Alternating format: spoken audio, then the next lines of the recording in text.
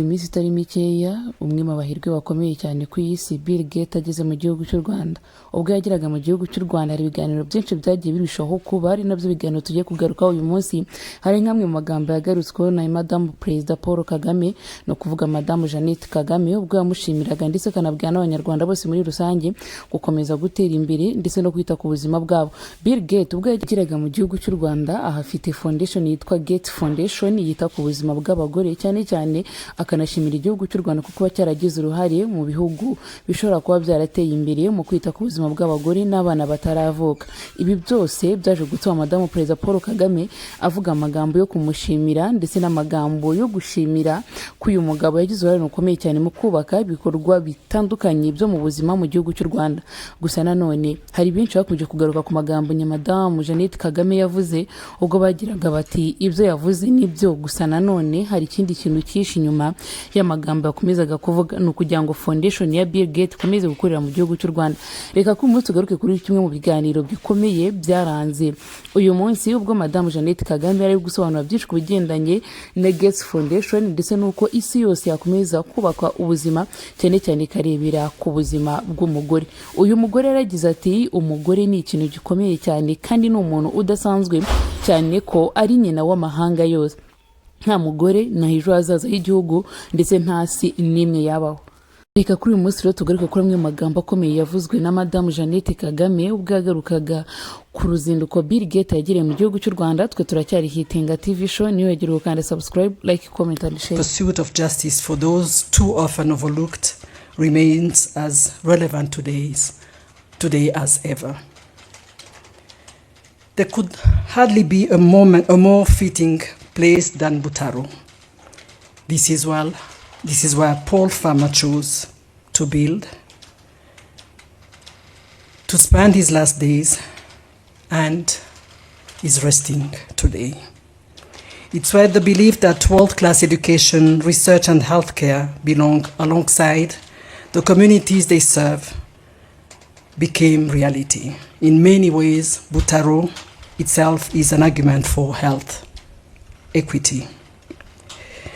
These dialogues stand on three principles: place-based education, intimacy at scale, and intergenerational architecture. And we gather here because place matters. Health equity begins where people live. We seek intimacy at scale. The trust a community health worker builds in one home must become the standard for a nation. We commit to intergenerational architecture. Students, practitioners, and elders must design the future together so knowledge is not lost and progress is not reversed. I commend you for choosing dialogue over ceremony.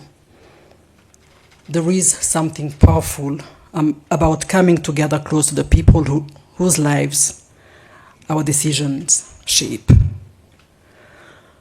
Large conferences have their places, but conversations like these offer a shorter path from identifying priorities to implementing solutions. The pipeline we are building connects education, research, implementation, and policy. And it must embody Paul Farmer's guiding principles: equity, accompaniment, dignity, and structural transformation. Equity means no woman's survival depends on her address. Accompaniment means we work with patients and providers until the work is done. Dignity means every mother is seen, heard, and valued in the system meant to serve her. Structural transformation means we do not just treat symptoms, we undo the conditions that create them. I begin by applauding the community health workers and students here today. Together, you provided the innovative solutions we celebrate today. Innovations only matter because you carry them into homes, villages, and health centers. You cannot be mere recipients of conclusions reached in rooms like this. You deserve a seat at the table. You have earned it through years of study and service. Who better than those closest to patients to tell us what effective delivery requires? Please join our panels, challenge our assumptions, and help shape the future of healthcare. Dear guests, unlike many of you, I'm not a healthcare professional. I stand before you as an advocate, as a mother, as a grandmother. With the privilege UGHE has granted me today, I cannot remain a silent witness to a world celebrating advances in science and technology, while women still face the possibility that giving birth, giving life, may cost them their own. We know the challenges. We know the sustainable financing remains insufficient, but budget priorities can be realigned. We know that political attention is pulled toward emerging crises, but sustained focus is a choice we can take. We know that research too often remains confined to journals, but we can build pathways from evidence to bedside. We know that innovation takes years to become routine practice, yet we can choose to scale that works without delay. Our greatest challenge is no longer discovering solutions. The solutions already exist. That reality makes every preventable maternal or newborn death more heart-wrenching. Our challenge today is operational. It is translating proven intervention into universal delivery.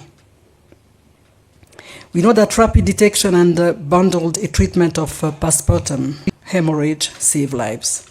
We know magnesium sulfate prevents death from eclampsia. We know that improved nutrition, kangaroo mother care, simulation-based emergency training, and safer surgical practices work. As Paul Farmer reminded us, it's morally unacceptable to delay scaling what we already know works. So how do we move from pilot programs to national standards?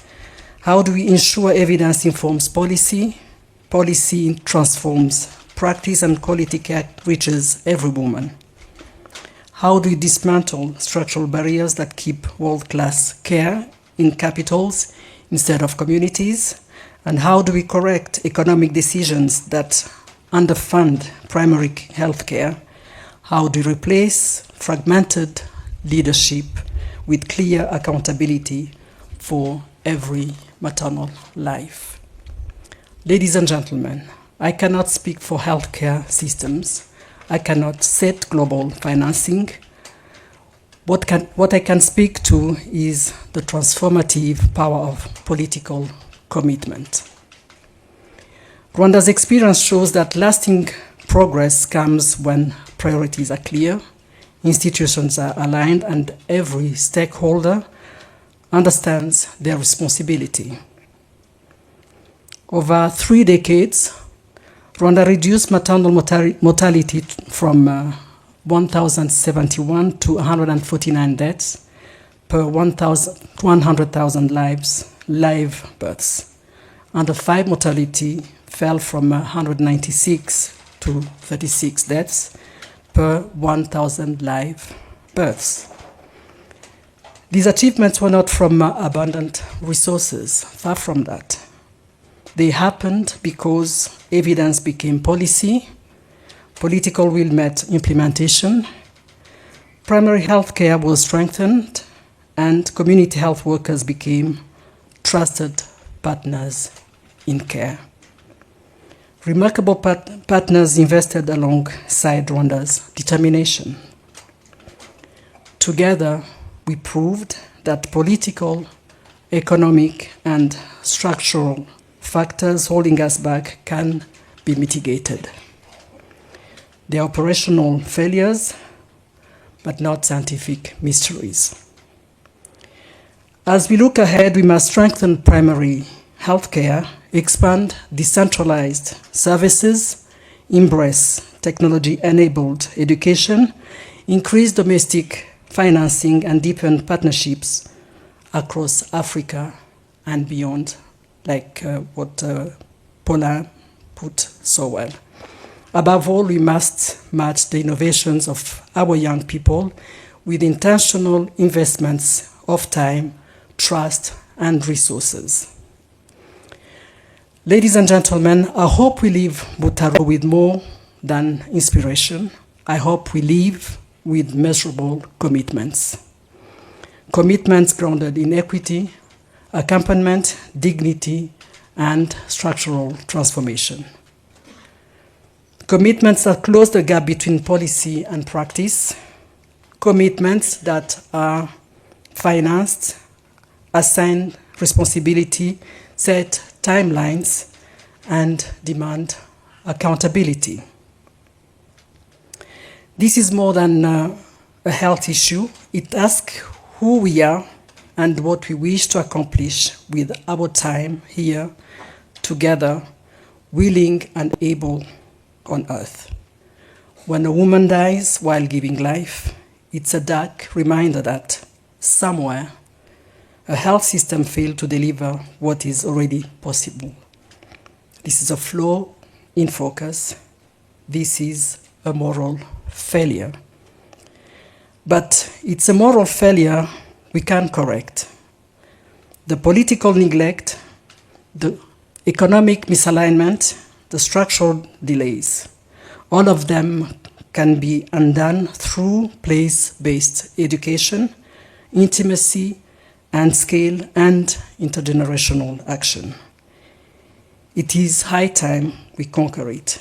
Let us move from evidence to implementation, from innovation to equitable delivery, from discussion to measurable action, because every preventable maternal death is one too many. As we look to the future, I look forward to a world where we free our generational fear, a fear born from a culture of the unknown that continues to defy even what science and technology have provided to assure us.